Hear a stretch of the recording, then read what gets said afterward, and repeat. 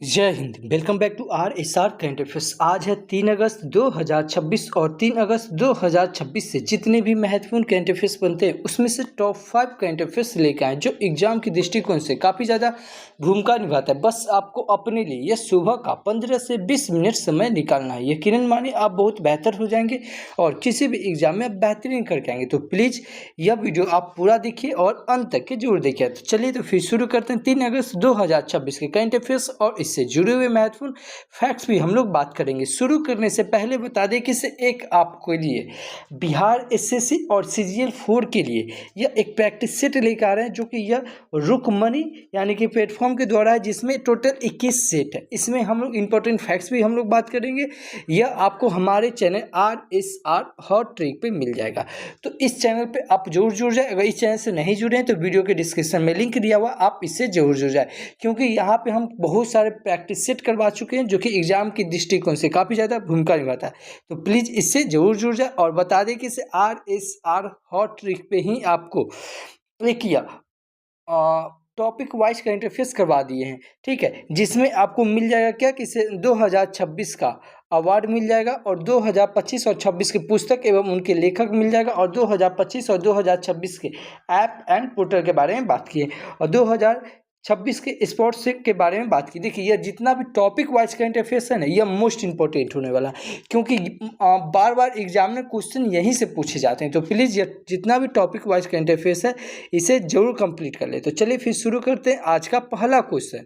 कि आज का पहला क्वेश्चन है कि सभी हाल ही में विश्व एंग्लो इंडियन दिवस यह कब मनाया गया है। तो यह विश्व एंग्लो इंडियन दिवस यह 2 अगस्त को मनाया गया। कब? 2 अगस्त को। इस क्वेश्चन का ऑप्शन नंबर बी सही होगा कि अभी विश्व एंग्लो इंडियन दिवस यह 2 अगस्त को मनाया गया। अच्छा, 1 अगस्त को क्या मनाया गया? तो याद रखें क्या, 1 अगस्त को www.com मनाया गया, यानी कि वर्ल्ड वाइड वेब डे भी कब मनाया जाता है? 1 अगस्त को। और 2 अगस्त को मनाया जाता है कि विश्व एंग्लो इंडियन दिवस हर साल 2 अगस्त को मनाया जाता है। यह दिन एंग्लो इंडियन समुदाय के इतिहास, संस्कृति, समाज में उनके योगदान को याद करने के लिए समर्पित है। इसी दिन वर्ष 1935 में, कब? वर्ष 1935 में भारत सरकार अधिनियम 1935 के तहत एंग्लो इंडियन शब्द का आधिकारिक परिभाषा मिली थी। यह इंपॉर्टेंट है। अगर आप पॉलिटी में देखते होंगे तो आपको ये पता होगा कि सिर्फ भारत सरकार अधिनियम 1935 यह कितना इंपॉर्टेंट होता है। तो प्लीज़ ये याद रखिएगा।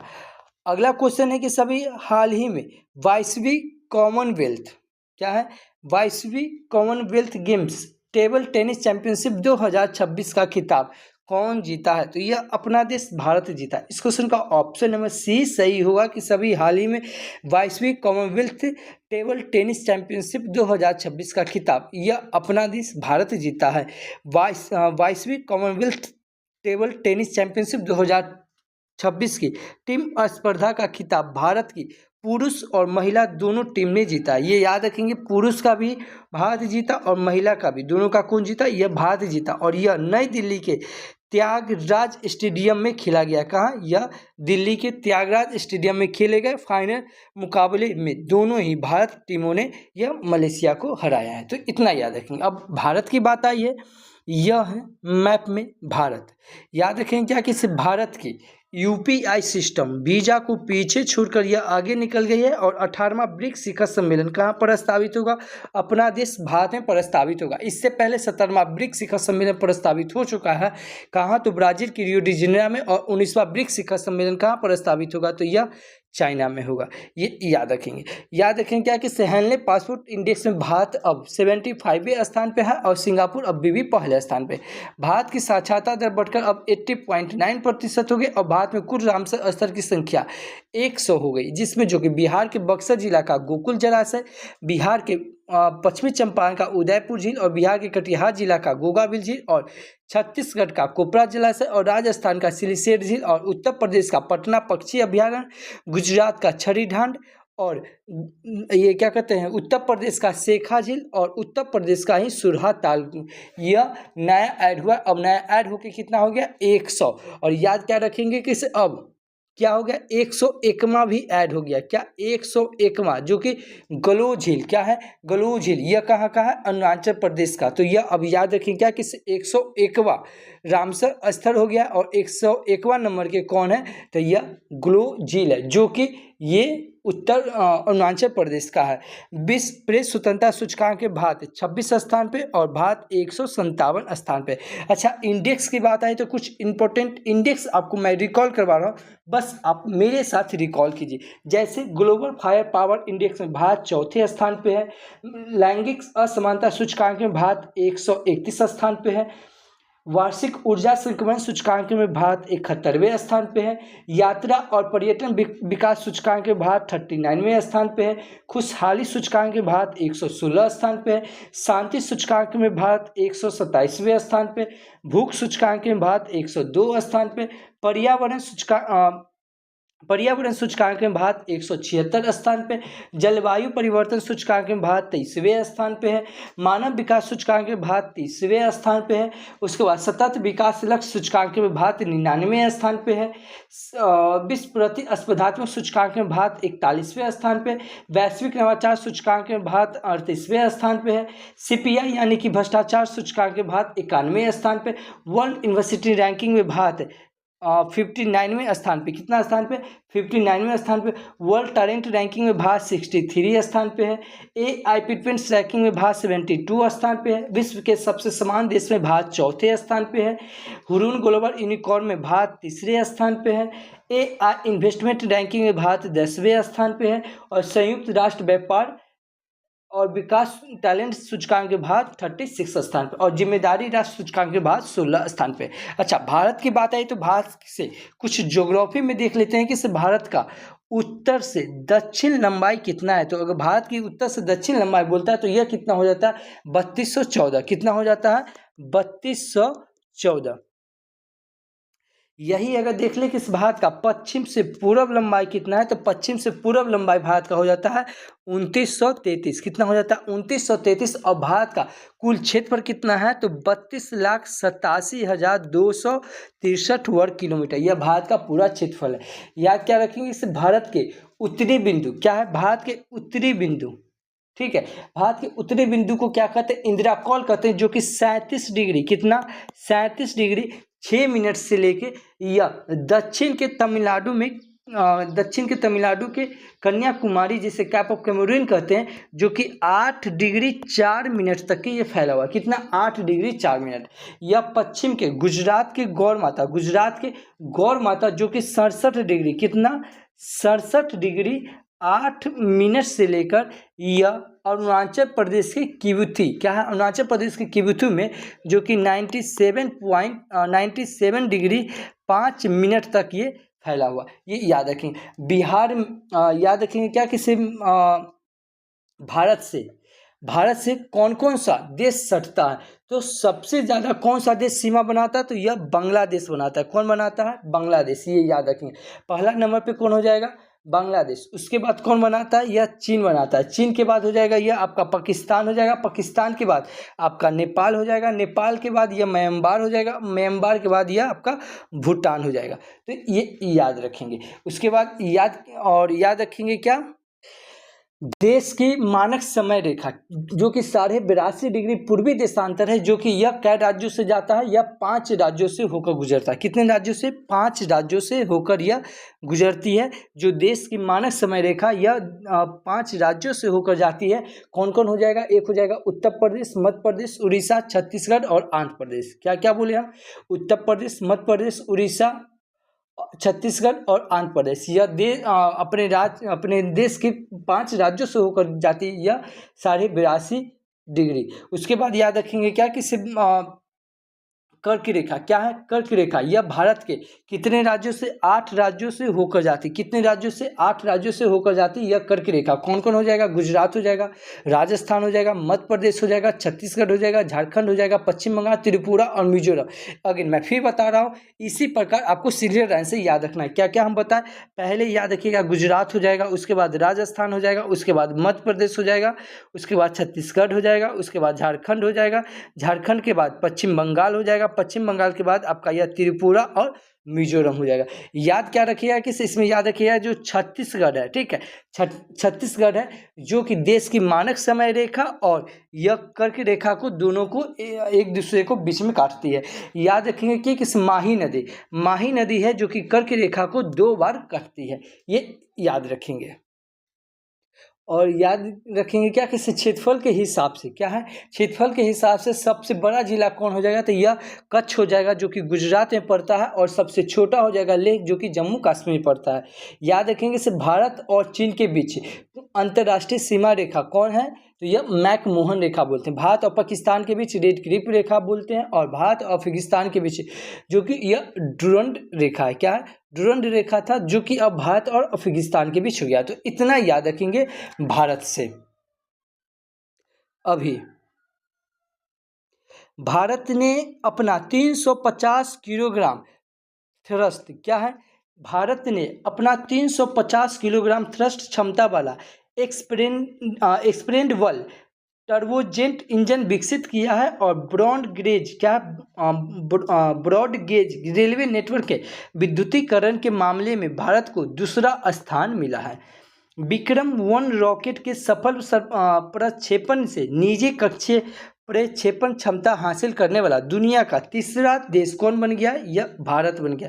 भारत ने जबरदस्त श्रम से बने उत्पादों के आयात पर पूर्ण प्रतिबंध लगाया है, और भारत ने इंटरनेशनल फिजिक्स ओलंपियाड 2026 में पहला स्थान हासिल किया है। सप्ताह में सिर्फ एक बार ली जाने वाली विश्व की पहली इंसुलिन दवा अवील, क्या है, ये अवील, ये याद रखिए, जो कि भारत में लॉन्च की गई, ये इंपॉर्टेंट है।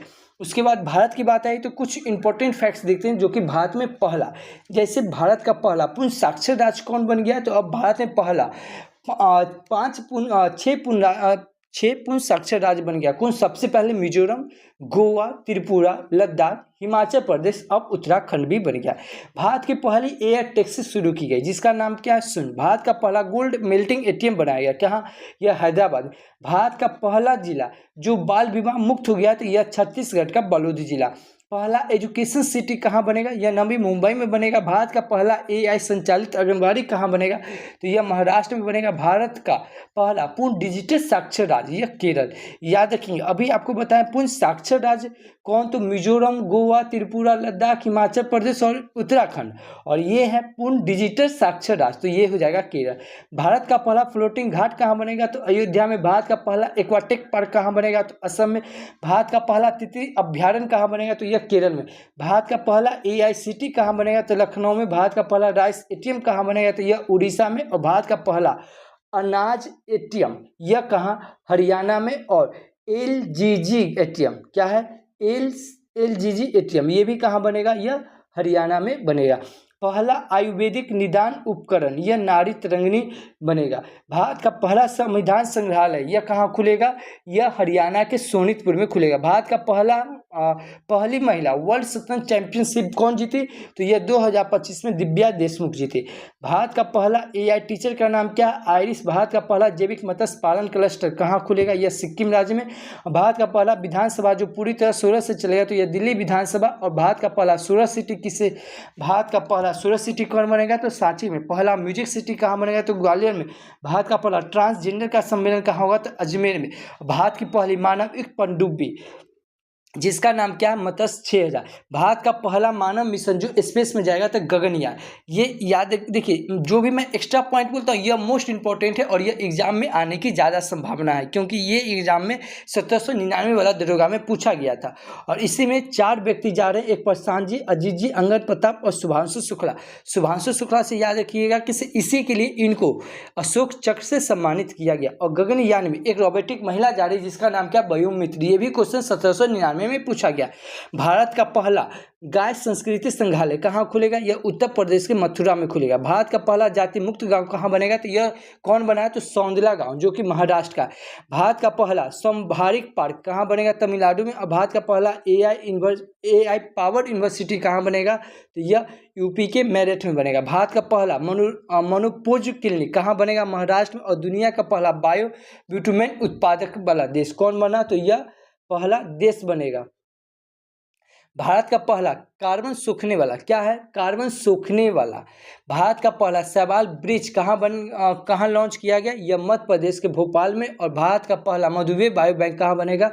यह चेन्नई में। तो इतना याद रखेंगे भारत से। अच्छा, चैनल पे पहली बार आए तो चैनल को सब्सक्राइब कर ले, बगल के बेल आइकन को प्रेस कर दे।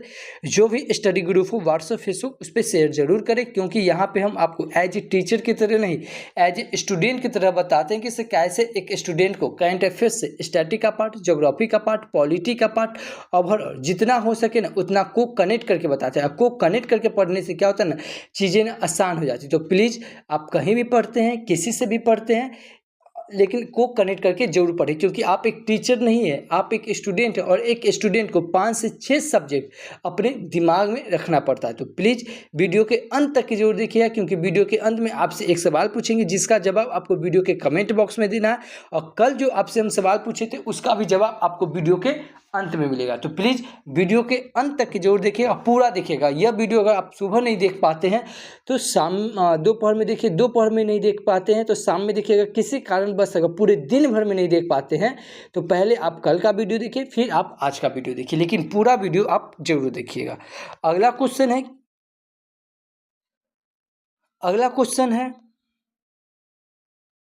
कि अभी हाल ही में, पहला क्वेश्चन है कि सभी हाल ही में पहली वंदे भारत फ्रेट ट्रेन का ट्रायल कहाँ किया गया है? यह कोटा में किया गया। कहाँ किया गया? कोटा में। इस क्वेश्चन का ऑप्शन नंबर सी सही होगा कि सभी हाल ही में पहले वंदे भारत फ्रेट ट्रेन का ट्रायल यह कोटा में किया गया। इस क्वेश्चन का ऑप्शन नंबर सी सही होगा कि भारत की पहली वंदे भारत फ्रेट ट्रेन का ट्रायल किया गया। इस दौरान ट्रेन ने 145 किलोमीटर प्रति घंटा की अधिकतम गति हासिल की है और माल ढुलाई के क्षेत्र में इसे एक अहम शुरुआत माना जाता है। परीक्षण के पहले दिन इस ट्रेन ने पश्चिमी मध्य रेलवे के कोटा कोटा, नगादा, सवाई माधोपुर रेल खंड पर 145 किलोमीटर प्रति घंटा की अधिकतम रफ्तार हासिल की है। इस क्वेश्चन का ऑप्शन नंबर सी सही हो जाएगा। अगला क्वेश्चन है कि हाल ही में किसने भारतीय वायुसेना के उप प्रमुख का पदभार ग्रहण किया है? यह किया है जसवीर सिंह मान। कौन है? इसका तेजपाल सिंह। कौन हो जाएगा? तेजपाल सिंह। इस क्वेश्चन का ऑप्शन नंबर बी सही होगा कि हाल ही में भारतीय वायुसेना के उप प्रमुख का पदभार यह तेजपाल सिंह ने नियुक्त किया है। इस क्वेश्चन का ऑप्शन नंबर बी सही हो जाएगा। ये है तेजपाल सिंह और इन्होंने अभी भारतीय वायुसेना के उप प्रमुख का पदभार ग्रहण किया है। इस क्वेश्चन का ऑप्शन नंबर बी सही हो जाएगा। अब नियुक्ति की बात आई है तो अभी नगुल खलम क्या है? नगुल खम जोन्थोम गंगटे को मैक्सिको में भारत का अगला राजदूत नियुक्त किया गया है। दिल्ली महिला आयोग का अध्यक्ष लता गुप्ता को नियुक्त किया गया। स्कूली शिक्षा और साक्षरता विभाग के सचिव के रूप में टी.के. अनिल कुमार को नियुक्त किया गया। खान मंत्रालय के सचिव के रूप में केशव चंद्र ने कार्यभार ग्रहण किया और परीक्षा सुधारों के लिए नंदन नीलेकर्णी के नेतृत्व में हाई पावर टास्क फोर्स का गठन किया गया। दिल्ली अल्पसंख्यक आयोग का अध्यक्ष यह निर्मल जैन को नियुक्त किया गया और फाइनेंशियल इंटेलिजेंस यूनिट का नया निदेशक सत्यपाल कुमार को नियुक्त किया गया। अंतर्राष्ट्रीय शतरंज महासंघ के अंतरिम अध्यक्ष के रूप में विश्वनाथ आनंद ने कार्यभार संभाला है। अच्छा, नियुक्ति की बात है तो कुछ इंपॉर्टेंट नियुक्ति आपको मैं बता रहा हूँ, बस आप मेरे साथ जैसे जैसे मैं बता रहा हूँ बस उसी प्रकार आप मेरे साथ रिकॉल कीजिए। जैसे DRDO के अध्यक्ष कौन है? तो राजेश कुमार सिंह। इसरो के अध्यक्ष कौन है? तो वी नारायण। और वी नारायण से आपके दिमाग में क्लिक करना चाहिए क्या? JP बिरला अवार्ड किसे दिया गया? या वी नारायण को दिया गया। BSF के महानिदेशक कौन है? तो परवीन कुमार। और परवीन नाम सुनते आपके दिमाग में क्लिक करना चाहिए क्या? CBI के अध्यक्ष कौन है? तो परवीन सूद। और CBC के क्या है? CBC के अध्यक्ष कौन है? तो परवीन कुमार श्रीवास्तव। कौन है? परवीन कुमार श्रीवास्तव। अच्छा, ये परवीन है। एक है परवीर रंजन जो कि CISF के महानिदेशक है। कौन है? परवीर रंजन। उसके बाद ITBP के महानिदेशक कौन है? तो शत्रुजीत सिंह कपूर। एनसीसी के कौन है? तो वृंद बस। और सेबी के कौन है? तो तुहिन कांत। रॉ के चेयरमैन कौन है? तो पराग जैन। और बीपीसीएल के अध्यक्ष कौन है? तो संजय खन्ना। और संजय नाम सुनते आपके दिमाग में क्लिक करना चाहिए क्या? किसे? संजय मूर्ति, जो कि कैग यानी कि नियंत्रक एवं महालेख परीक्षक के अध्यक्ष है, जिसका वर्णन संविधान के आर्टिकल 148 में, कितना में है? 148 में। उसके बाद एक है संजय मल्होत्रा, जो कि आरबीआई के गवर्नर है। आरबीआई के गवर्नर कौन है? संजय मल्होत्रा। और आरबीआई से याद रखेंगे कि प्रभाव पोर्टल ऐप कौन लॉन्च किया है? तो यह आरबीआई ने ही लॉन्च किया। उसके बाद यूपीएससी के चेयरमैन कौन है? डॉक्टर अजय कुमार। और अजय नाम सुनते आपके दिमाग में क्लिक करना चाहिए क्या? किस? अजय कुमार भल्ला, जो कि मणिपुर के गवर्नर है। उसके बाद एक है अजय सेठ, जो कि वित्त सचिव है। और एक है अजय बंगा, जो कि वर्ल्ड बैंक के अध्यक्ष है। उसके बाद फिक्की के चेयरमैन कौन है? तो अनंत गोइंका। और 16वां फाइनेंशियल कमीशन आयोग कौन है? तो यह अरविंद पनघरिया। इलेक्शन आयोग कौन है? तो ज्ञानेश कुमार। और यूनेस्को के महानिदेशक कौन है? तो खालिद एल एनानी। ये है खालिद एल एनानी। एक है खालिद जामी, जो कि भारतीय फुटबॉल टीम कोच के अध्यक्ष है। पटना उच्च न्यायालय के मुख्य न्यायाधीश कौन बने हैं? तो यह मीनाक्षी रॉय बने। कौन बने? मीनाक्षी रॉय। आईसीसी के चेयरमैन कौन है? तो जैसा। और बीसीसीआई के चेयरमैन कौन है? तो मिथुन मीनास। एसीसी के कौन है? तो मोहसिन नकवी। और वर्ल्ड बैंक के तो बता दिए किस कौन है? अजय बंगा। और नीति आयोग, क्या याद रखेंगे? नीति आयोग। नीति आयोग के चेयरमैन कौन है? तो नीति आयोग के चेयरमैन वर्तमान के प्रधानमंत्री ही हमेशा होते हैं। तो वर्तमान के प्रधानमंत्री कौन है? तो नरेंद्र मोदी। और नीति आयोग के उप चेयरमैन कौन है? तो अशोक कुमार लहारिया। और नीति आयोग के सीईओ कौन है? तो निधि छेवर। और नीति आयोग द्वारा अभी संपूर्णता अभियान 2.0 योजना चलाया गया है। परमाणु ऊर्जा नियामक बोर्ड अध्यक्ष की कौन है? तो ए के बार सुब्रमण्यम। और राष्ट्रीय जांच एजेंसी यानी कि एनआईए के महानिदेशक कौन है? तो राकेश अग्रवाल। और कैबिनेट सचिव कौन है? तो TV Somnath. Chief of defence staff कौन है? तो एनएस राजा सुब्रमण्यम। और थल सेना के अध्यक्ष कौन है? तो यह धीरज सेठ है। कौन है? धीरज सेठ। नौसेना के अध्यक्ष कौन है? तो कृष्णा स्वामीनाथन। और वायुसेना के अध्यक्ष कौन है? तो अमरप्रीत सिंह। कौन है? अमरप्रीत सिंह। एफबीआई के निदेशक कौन है? तो काश पटेल। और एनएचआरसी यानी कि नेशनल ह्यूमन राइट कमीशन के अध्यक्ष कौन है? तो भी रामा सुब्रमण्यम। रेलवे के सीईओ कौन है? तो सतीश कुमार। और अटॉर्नी जनरल कौन है? यानी कि महानवादी, जिसका वर्णन संविधान के आर्टिकल 76 में दिया गया है। कितना? 76 में। तो कौन है? यह आर वेंकट रमनी है। कौन है? Are Venkat Ramani. सीआरपीएफ के महानिदेशक कौन है? तो ज्ञानेंद्र प्रताप सिंह। यूआईडीए के सीईओ कौन है? तो भुवनेश्वर कुमार। और सीबीएसई के अध्यक्ष कौन है? तो लोखंडे प्रशांत सीताराम। इतना याद रखेंगे नियुक्ति से। अगेन मैं फिर बता रहा हूँ, एज ए टीचर की तरह नहीं, एज ए स्टूडेंट की तरह बता रहा हूँ। अगर जिस दिन मैं अगर एक टीचर की तरह पढ़ाने आया तो आऊँगा और 1 लाइन के फॉर्मेट में पढ़ा के निकल जाऊँगा। लेकिन आप एक टीचर नहीं, आप एक स्टूडेंट है। और एक स्टूडेंट को आगे से ज़्यादा पीछे वाला आपको याद होना चाहिए। अगला क्वेश्चन है कि सभी हाल ही में प्रधानमंत्री मोदी ने कहा विवेक स्मारक का उद्घाटन किया है? तो यह मैसूर में किया। कहाँ? मैसूर में। इस क्वेश्चन का ऑप्शन नंबर सी सही होगा कि सभी हाल ही में प्रधानमंत्री मोदी ने विवेक स्मारक का उद्घाटन किया है। कहाँ? यह मैसूर में। इस क्वेश्चन का ऑप्शन नंबर सी सही हो जाएगा। अच्छा, आज के लिए आपका क्वेश्चन किससे? अभी हाल ही में किस देश ने दुनिया का सबसे बड़ा सुपर कंडक्टिव चुंबक बनाया है? अगर आप हमारा वीडियो कंटिन्यू देखते हैं तो इस क्वेश्चन का आंसर आपको आना चाहिए। नहीं आता है, मोबाइल उठाइए, वीडियो को पॉज कीजिए, गूगल पे सर्च कीजिए, जितना फैक्ट्स बनता है उतना लिख दीजिए। यकीनन मानिए किसी भी चीज़ को आप लिख देते हैं वह हमेशा के लिए आपको याद हो जाता है। तो प्लीज़ लिखने की हैबिट आप अपने अंदर जरूर डालिए, क्योंकि लिख देते हैं वह हमेशा के लिए आपको याद हो जाता है। अगर इस वीडियो का अगर पीडीएफ फाइल चाहे तो आप हमारे Telegram channel RSR current affairs search करके जुड़ सकते हैं, या इस QR कोड को स्कैन करके जुड़ सकते हैं। टेलीग्राम जरूर ज्वाइन कर जाए, क्योंकि टेलीग्राम पे आपको इसका वीडियो मिल जाएगा, वीडियो के ठीक नीचे इसका PDF फाइल मिल जाएगा, और ठीक नीचे इसका MCQ मिल जाएगा, जो आप कभी भी किसी भी समय आप इसे लगा सकते हैं। तो प्लीज़ टेलीग्राम जरूर ज्वाइन कर जाइए।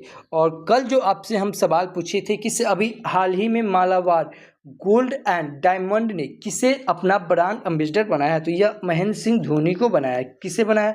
महेंद्र सिंह धोनी को। इस क्वेश्चन का ऑप्शन नंबर डी सही था कि अभी हाल ही में मालाबार गोल्ड एंड डायमंड के ब्रांड एम्बेसडर महेंद्र सिंह धोनी बने? इस क्वेश्चन का ऑप्शन नंबर डी सही था। अगेन मैं फिर बता रहा हूँ, अगर आप एक डेडिकेटेड स्टूडेंट है तो जितना फैक्ट्स मैं को कनेक्ट करके बता रहा हूँ पूरे यूट्यूब पर आपको ऐसे कोई नहीं बता रहा है। अगर प्लीज़ अगर अच्छा लग रहा है, मज़ा आ रहा है तो चैनल को सब्सक्राइब कर ले, बगल के बेल आइकन को प्रेस कर दे। जो भी स्टडी ग्रुप हो व्हाट्सएप फेसबुक उस पर शेयर जरूर करें। एक छोटा सा कमेंट करके जरूर बताएं कि यह वीडियो आपको कैसा लगता है। तो thank you for watching this video. जय हिंद।